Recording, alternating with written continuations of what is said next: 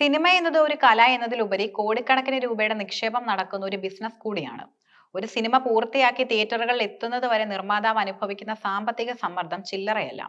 ഈ സാഹചര്യത്തിൽ സിനിമാ പ്രേക്ഷകരിലേക്ക് എത്തിക്കാൻ താരങ്ങൾ നടത്തുന്ന പ്രൊമോഷണൽ പ്രവർത്തനങ്ങളും അത്യാവശ്യമാണ്.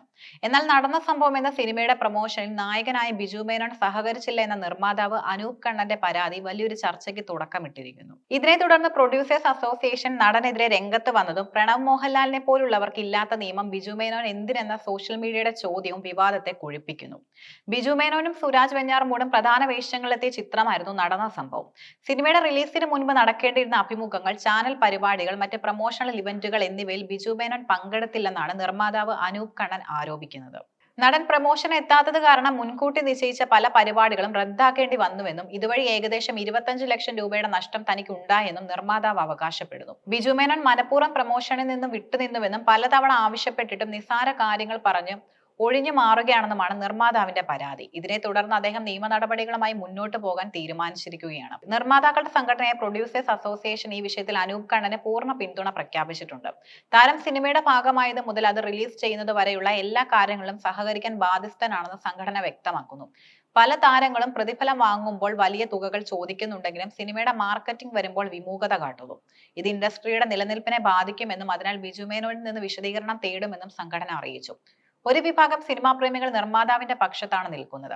അവരുടെ വാദങ്ങൾ ഇപ്രകാരമാണ്: സിനിമ ഒരു ടീം വർക്കാണ്. നായകൻ തന്നെ പ്രൊമോഷനിൽ നിന്ന് വിട്ടുനിൽക്കുമ്പോൾ അത് സിനിമയുടെ ഹൈപ്പിനെ ബാധിക്കും. തിയേറ്ററുകളിൽ ആളെ എത്തിക്കാൻ താരങ്ങളുടെ സാന്നിധ്യം അത്യാവശ്യമാണ്. സിനിമ പരാജയപ്പെട്ടാൽ അതിന്റെ സാമ്പത്തിക നഷ്ടം മുഴുവൻ വഹിക്കുന്നത് നിർമ്മാതാവാണ്.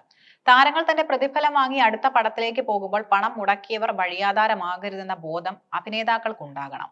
വിമർശനങ്ങൾ ഒരു വശത്ത് നടക്കുമ്പോൾ തന്നെ ബിജു മേനോനെ പിന്തുണയ്ക്കുന്നവരും കുറവല്ല. പ്രായോഗികമായ ചില പ്രശ്നങ്ങളാണ് അവർ ചൂണ്ടിക്കാട്ടുന്നത്. പ്രൊമോഷൻ നടത്തിയാൽ മാത്രം സിനിമ വിജയിക്കില്ല. നടന്ന സംഭവം അത്ര മികച്ച സിനിമയല്ലായിരുന്നുവെന്നും ഉള്ളടക്കം മോശമായാൽ എത്ര വലിയ താരങ്ങൾ പ്രൊമോഷന് വന്നാലും പ്രേക്ഷകർ തിയേറ്ററിൽ എത്തില്ലെന്നും ഇവർ വാദിക്കുന്നു.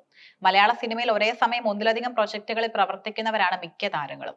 ഒരു സിനിമയുടെ റിലീസ് നിശ്ചയിച്ച സമയത്ത് നടന്നില്ലെങ്കിൽ പിന്നീട് മറ്റൊരു സിനിമയുടെ ഷൂട്ടിംഗ് ലൊക്കേഷനിൽ നിന്ന് വിട്ടുനിന്ന് പ്രൊമോഷന് വരിക എന്നത് പ്രായോഗികമായി ബുദ്ധിമുട്ടാണ്.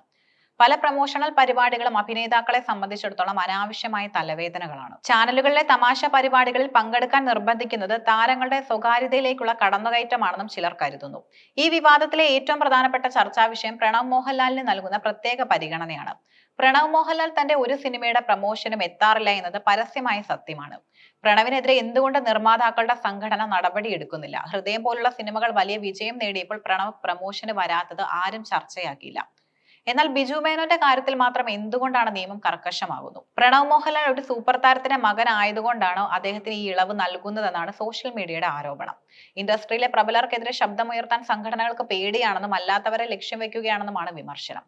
സിനിമാ പ്രൊമോഷൻ സംബന്ധിച്ച തർക്കങ്ങൾ ഒഴിവാക്കാൻ വ്യക്തമായ കരാറുകൾ ആവശ്യമാണെന്ന് ഈ സംഭവം ഓർമ്മിപ്പിക്കുന്നു. പ്രൊമോഷനായി എത്ര ദിവസങ്ങൾ നീക്കിവെക്കണം, ഏതൊക്കെ തരം പരിപാടികളിൽ പങ്കെടുക്കണം എന്നത് കരാറിൽ വ്യക്തമായി രേഖപ്പെടുത്തണം. പ്രതിഫലത്തിന്റെ ഒരു നിശ്ചിത ശതമാനം പ്രൊമോഷന് പൂർത്തിയാക്കിയ ശേഷം മാത്രം നൽകുന്ന രീതി നടപ്പിലാക്കണമെന്ന് ചില നിർമ്മാതാക്കൾ അഭിപ്രായപ്പെടുന്നു. ബിജു മേനോനെ പോലുള്ള ഒരു സീനിയർ താരത്തിനെതിരെ സംഘടനകൾ നടപടിയെടുത്താൽ അത് ഇൻഡസ്ട്രിയിൽ വലിയ മാറ്റങ്ങൾക്കും ചിലപ്പോൾ പുതിയ ചേരിതിരിവുകൾക്കും കാരണമായേക്കാം.